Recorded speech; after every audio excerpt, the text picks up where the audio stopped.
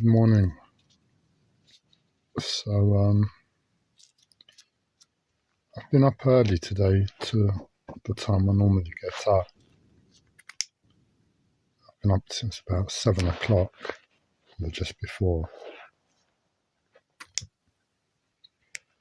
And at the moment, and it will be the case for the next week or two, I imagine,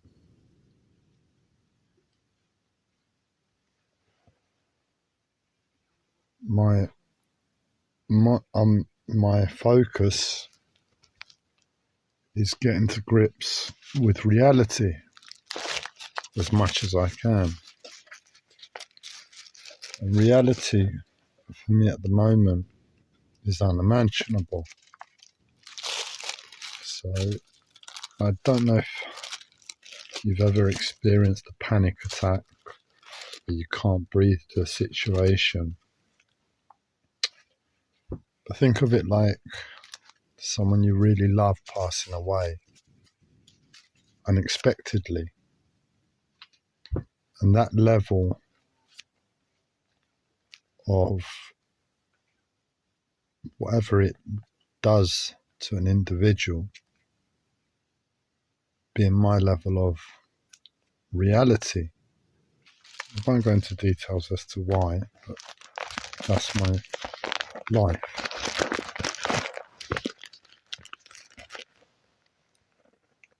And I've got a mental health disorder that I'm starting to see has hidden the truth of my discomfort to life ever since it began. And I've slowly worked away through my mental health to become more and more honest with myself, to my own life, to the world. But unfortunately, I've had a mental health disorder now for 13 years. And there's a little bit of habitual programming I need to rewrite in terms of how my eyes look at the world, how my brain functions, and everything else that's gone along with the past 13 or so years of me believing I had a mental health disorder, when in truth it's a mental health disorder of sorts nonetheless. But the truth, and it would have been really helpful to have been told this at the beginning, say by the mental health system, is to say to me, my name's Gabriel now, but back then it was Andreas, and it would have been helpful if someone said to me, look Andreas, what you're going through is you're experiencing it like a mental health disorder, and that's how the system is going to help you along the way, is to treat you as if you have a mental health disorder.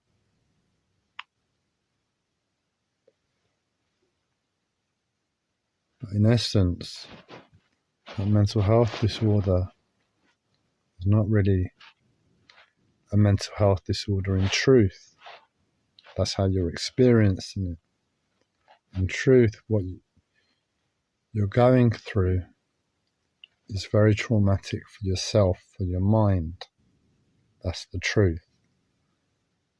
And for reasons unknown, it might be the mind, it might be spirituality, it might be something else, but you're experiencing it in terms of psychosis, you're experiencing it in terms of anxiety and depression, and you're experiencing it like this and like that. But this is the truth. Just get to grips with the unbearable truth of how painful your own life is to not your mind now. So I was about 24 when I had my mental health disorder. begin. Not your mind now, but your mind to what it means to be human, in essence. So in other words, the perfect functioning of a mind in a human body, in human form, in all the problems that the world puts on our doorstep, from the moment we're born up until this final traumatic experience that sent you over the edge.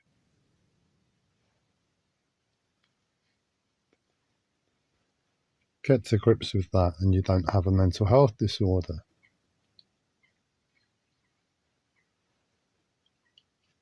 It's taken 13 years of unimaginable hard work through my mental health to find that out for myself, through experience, trial and error, looking at it always from the perspective of a mental health disorder.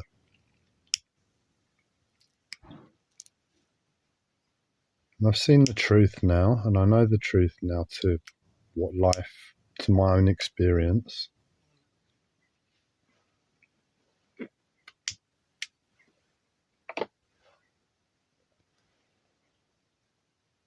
And there's a little bit of reprogramming that needs to happen there.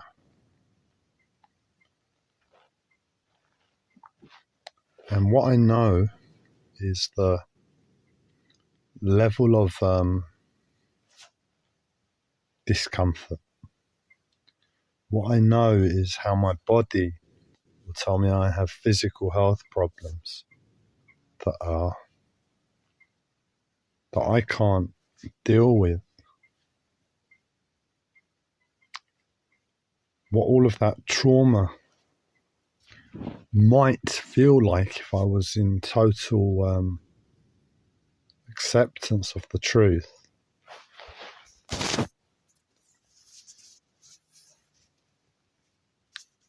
And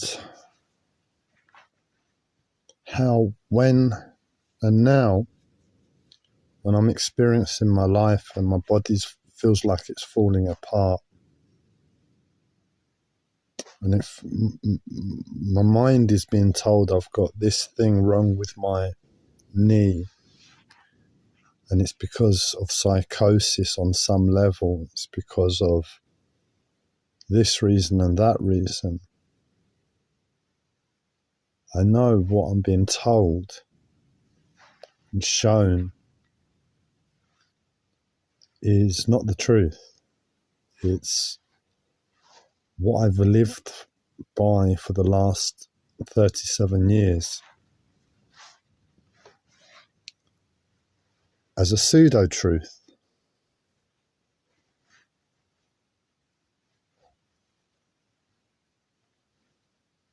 And all I need to do to overcome that pseudo-truth of my body falling apart, psychosis and everything else is to be able to get as far into accepting an unimaginable truth of how much trauma I'm truly in.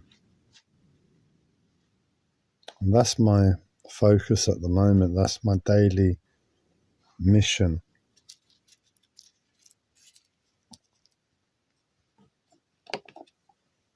And I woke up this morning and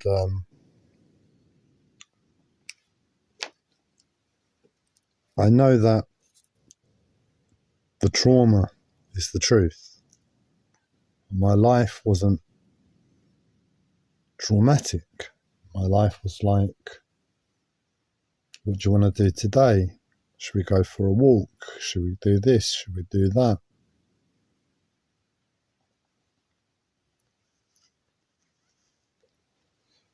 And I kept chipping away at it, Still couldn't get anywhere near realizing where I was at. I made something to eat, made a coffee, had a smoke, and I couldn't get to grips with it. And I sat down And this happened to me a few days ago for me to realize this morning, but I realized that my level of consciousness that was seeing the outside as it is, wood and everything else, the sun shining, and I text my sister in that time.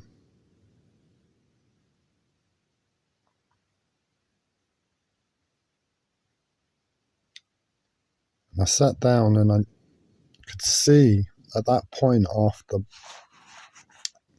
2-3 hours of battling through, that my level of consciousness wasn't accurate. It was like all over the place. It was like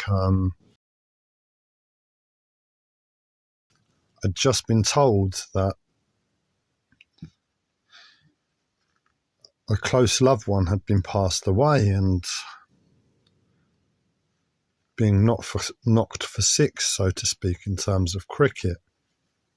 I was dazed and disorientated. I didn't know how to deal with it. And that's what I needed to start to plug away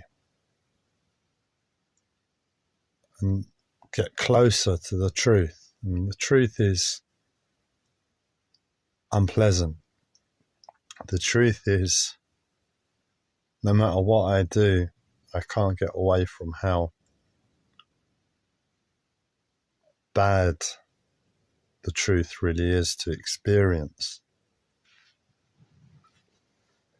But what am I alive for if I'm going to live a lie and have this label of a mental health disorder that's very unpleasant to live by? If the truth is just as unpleasant, I might as well live the truth and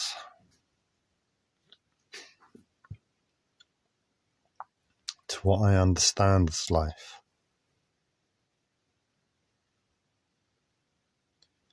And I'm still chipping away, even that I made that big realization that my consciousness is disorientated and lying to me, because I have a mental health disorder and I've lived a mental health disorder. I've got used to my senses lying to me, and that's become okay. But I guess I need to train them back to accepting the truth as a reality.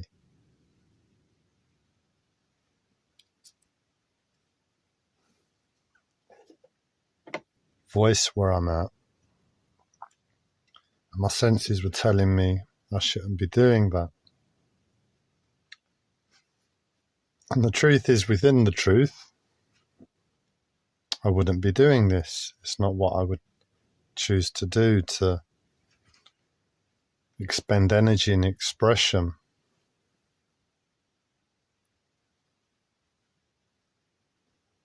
To share from that place. I'd just sit in it and let it tear away at me. And from there, I can slowly muster the energy to get up and do things. But when my consciousness is all over the place, picking up the phone and making a live stream, it's another stepping stone, voicing just where I'm at, to get back closer to where I'm at.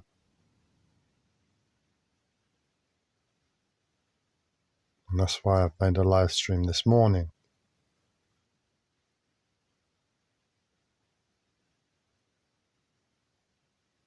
And I think I'm going to leave it there and not